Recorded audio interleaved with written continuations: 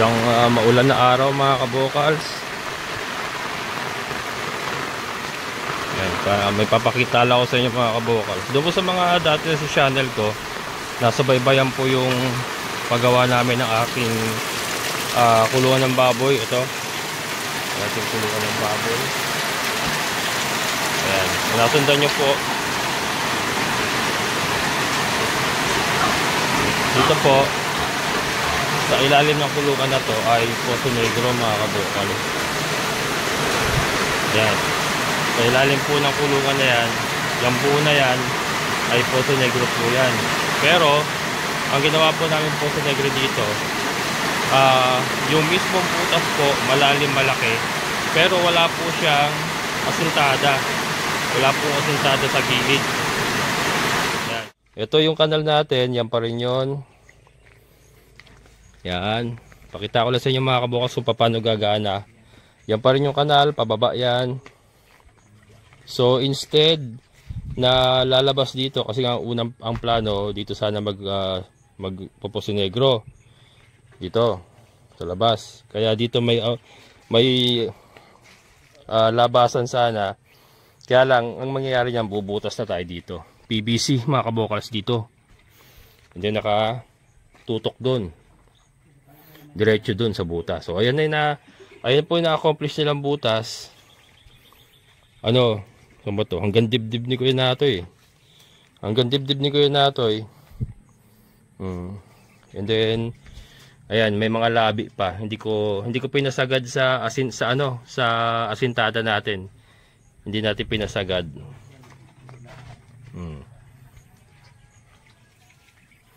May pagitan mga kabokals. Ayan. Yung palibot na yan kasi ano yan, may asintada saka may puting. May puting yan. And then ang sara niya mga kabokals dito from here.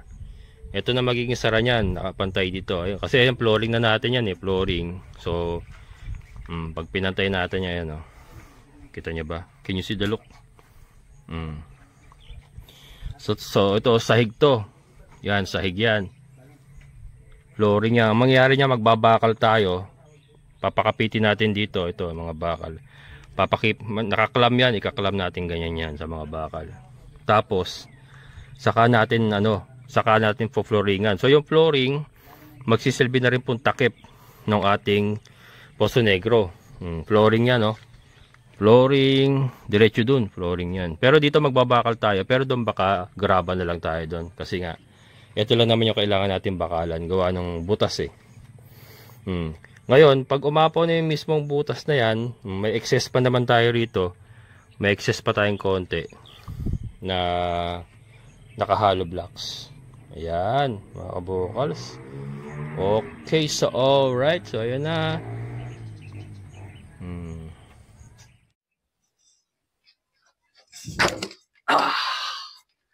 Ayan mga kabokals. Yung ating Poso Negro, nakita nyo naman. Hanggang saan ko ba? Hanggang dibdib ko halos yung Poso Negro. So dito na maiimbak yung kanilang mga pupo. And then ito nga ay sarado na po ng flooring. Flooring, diretsuhan niya flooring. Ayan. Ayan. So marami pong nagsasabi hindi daw aabutin ng isang taon kasi guguho. Guguho mga kabokals. Ito po may bahagi ko lang sa inyo. Ayan, nalakas ang ulan, diba? Hanggang saan tubig mga kabokals? Hanggang saan tubig? Yan po ang marami nagsasabi, pagka napunog daw po ng tubig ay guguho. So ayan, nakita niyo po yung kanal. Ito po kanal na to ay ginawa ko talaga yan. So dyan po rumaragasa yung tubig mga kabokals. And then ito nga po, itong patlo ay sinasemento natin. Ayan. So nakita nyo, ayan po yung concentration ng tubig. And then ayan, ito po, kung makita nyo po ay wala pong tubig dyan na tumatapon, walang rumaragas ng tubig sa gilid ng ating Poso Negro. Andoon po, ayan, kasi may kanal din po tayo doon. So in short, dinivert ko po yung tubig away from the Poso Negro. Dinivert ko siya. Ito, pakita ko rin yung sa kabila para makita nyo. Ngayon po alas 10 ng tanghali, umaga. Tila ang ulan. Ayan. Dito tayo sa ating breeding area. Ayan nga po yung ating mga decal brown. Oh, may itlog na naman sila mga kabukal. Ating mga decal brown. So ito. Ito po yung Poso Negro natin. Ayan yung butas. Ayan po yung butas ng ating Poso Negro. Ayan. So nakita niyo po, wala pong tubig din dito. Wala pong rumaragas ng tubig dito. Ayan. Ito. Ayan na, wala. Andun ang tubig. Ayun, oh, malayo. Ayun, diretso. Diretso din sa labas yan. Yung tubig na yan. Tubig ulan. Ayan. So yan po. So yun. Wala lang, pinakita ko lang. Hindi mga kabokals, ito gusto ko lang ipakita yung sistema ginawa ko kahit wala po siyang asintada sa ilalim. Nakita nyo naman, ilang buwan na tayo dito. Parang going 8 months na po tayo dito nag-ooperate yung ating baboyan.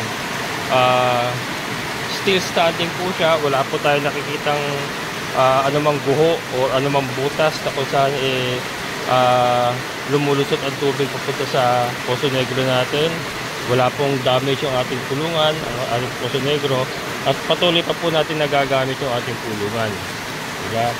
So yan lang po ang mai-share ko. Ang kagandahan po kasi sa Poso Negro ko, gawa nang wala siyang mga pader, mas madali po makasisip-sip yung tubig. Ang pupo naman po ng baboy, ano yan eh, hindi naman talaga solid yan, nagiging liquid po yan habang tumatagal, nagiging tubig siya. And then eventually, sisip-sipin siya ng lupa. Kaya naman po yung ating Poso Negro ay matagal po mapuno. Una-una, malalim yan, malaki. At marami pong sumisip-sip sa gilid, sa ilalim. Lahat po yun ay lupa. So, sumisip-sip siya. Ito naman po, nakasuporta po yung asintada natin. Kasi yung asintada po nitong pader natin, malalim yan. Inasintadahan mo na namin yan na malalim. Saka kami naghukay na may espasyo lang po. Hindi siya nakasagad yung butas. Ay hindi po nakasagad sa ating pader sa loob. So, yun. Yan, na-share ko lang mga kabokals. Ayan. Kasi nakita ko yung nakita ko talaga nagwo-work yung ating diversion ng tubig. Talagang pinapaikutan lang niya yung ating Poso Negro. Yan po kasi ang sisira sa Poso Negro sa ganong klaseng Poso Negro na wala pong asintada ng hollow block. Yaang ragasa ng tubig na yan po ang sisira sa Poso Negro nyo. Kasi maghahanap po yan ng daanan, and then buhukayin niya ng hukay yung lupa hanggang sa mabutas niya na papunta sa Poso Negro nyo yung tubig. Mapupuno yung Poso Negro, doon po mag-uumpisa yung erosion. Doon po hihina yung lupa kasi yung tubig nga ay pumapasok sa kanya. Pero ito nga po, wala pong tubig na pumapasok sa kanya. So, nakita niyo naman, nag-ooperate pa rin po tayo. Okay pa rin yung ating mga kulungan. Actually, mas malaki po ang damage. Ayan. Ginagawa po kasi nilang biskwit. Ginagawa nilang biskwit yung pader. Kaya marami tayong i-repair mga kabukal. Pero other than that, okay naman yung ating kulungan. Nagagamit naman natin at makailang beses na po tayong nakapagbenta ng mga buhay. And still standing ang ating kulungan. Ayan. So yun ay bahagi ko lang mga kabukals. At ito yung goat house pala, yung ginawa natin sa goat house. Pakita ko na rin.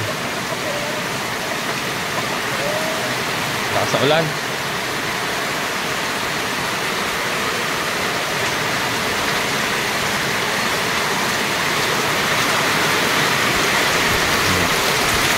Yung tubig na yan mga kabukas. Ito mga kabukas, hindi ko ginagamit yung tubig na yan yung nagagaling sa bubong. Hindi ko ginagamit yung panghugas ng kulungan ng baboy. Bakit kamo? Ang dami pong daga. Ang daming daga sa taas. Ang daming pupo ng daga. So pag ginamit natin yan, maaari pong magkasakit lalo ating mga alaga. Leptospirosis, number 1 na po doon, saka kung ano pa mga virus ang dala. Nahirapan akong kontrolin yung daga. Ang dami ko ng mousetrap, ang dami ko ng lason lang po, hindi po pwede. Kasi baka dalhin nila yung patay na daga, or baka pumunta yung patay na daga sa kulungan ng baboy, or makain ng aso natin. So masyadong risky pagka lason ang ginawa natin, ang ginamit natin. Kaya mousetrap lang po ang po pwede. So ito yung ating mga kambing, diba? Ang lakas ng ulan sa labas, pero sila po ay dry na dry. So nag-work yung ating tabing. Ayan, diba? Kung walang tabing yung mga kabukals, ayan o, ayan o, angge yan, angge.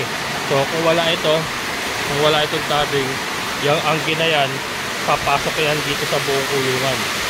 Yung angge na yan, ayan. So hanggang dyan lang yung angge. Ayan o, mga angge yan, hanggang dyan lang sila, kasi meron tayong tabing. Ayan. Siyempre pati si Dagol. Pati si Dagol ay hindi nababasa. Grabe na sa ulan. Ayan. Nasa labas sila kanina. Pinasok ko. Wala pang 15 minutes. Pagkakalabas ko, biglang bumutang ulan. Kaya pumasok ulit sila. Pasok ulit sa loob. Ayan.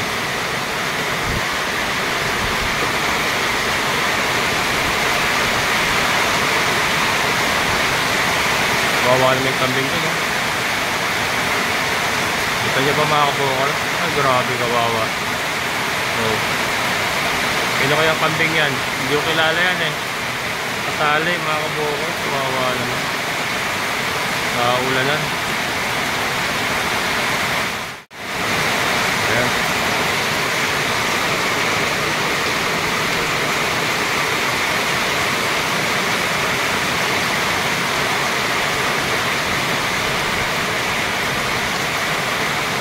Ulan na naman. May bagyo kaya? May low pressure kaya? Kasi kayo na pagising ko alas 8, makulimlim na eh. Mawari may na naman, may low pressure na naman eh. So ayan mga kabukas, yun po kung aking may papahagi sa inyo for today. Yan, stay safe kung maulan sa inyo. Yan, ingat po tayo, ingat. Amazing na buhay. Bye bye.